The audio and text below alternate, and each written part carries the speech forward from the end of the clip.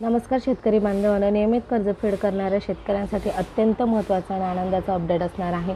लोकसभा निवडणुकीच्या लोकसभा निवडणुकीमुळे राहिलेल्या शेतकऱ्यांची कर्जमाफी ही होणार आहे। पात्र शेतकऱ्यांना डबल कर्जमाफी होण्याचा लाभसुद्धा मिळणार आहे। यादीत आपल्याला जर नाव तपासायचे असेल तर तुम्हाला व्हिडिओ स्किप न करता बघावं लागेल। त्याबरोबर ती यादी कशी चेक करायची हे सुद्धा आपल्या व्हिडिओच्या माध्यमातून सांगण्यात येणार आहे।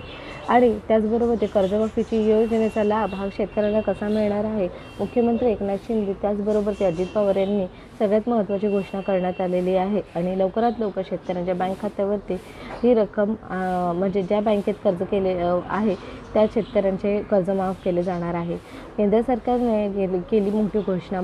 पात्र शेतकऱ्यांची डबल कर्जमाफी राज्यात जुलै 2019 ते 2019 या कालावधीमध्ये अतिवृष्टीमुळे उद्भवलेल्या पूर परिस्थितीत बाधित झालेल्या शेतकऱ्यांना पीक कर्ज माफ करण्याच्या योजनेअंतर्गत आतापर्यंत 52,05,065 इतकी रक्कम वितरित करण्यात आली आहे।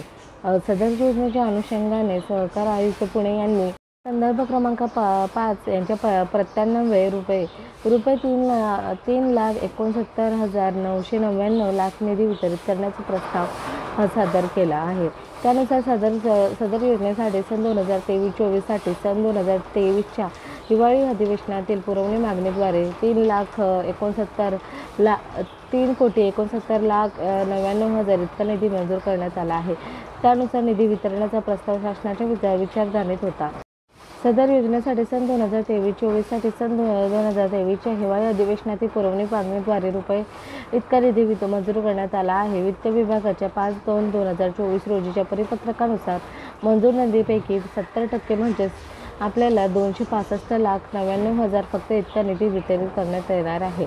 राज्यात जुलै 2019 ते ऑगस्ट 2019 या कालावधीमध्ये अतिवृष्टीमुळे उद्भवलेल्या पूर परिस्थिती बाधित झालेल्या शेतकऱ्यांसाठी जिल्ह्यातील बाधित शेतकऱ्यांचे पीक कर्ज माफ करण्यासाठी सहाय्य राज्य कार्यक्रम अर्थसहाय्य या लेखाशीर्षकाअंतर्गत वितरित करण्यास शासन मान्यता देत आहे।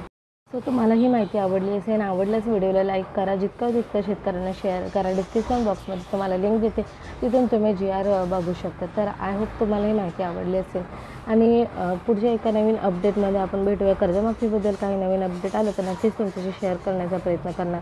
हा व्हिडिओ इथेच थांबवते। जय हिंद, जय महाराष्ट्र, जय शिवराय। धन्यवाद। Thank you for watching me.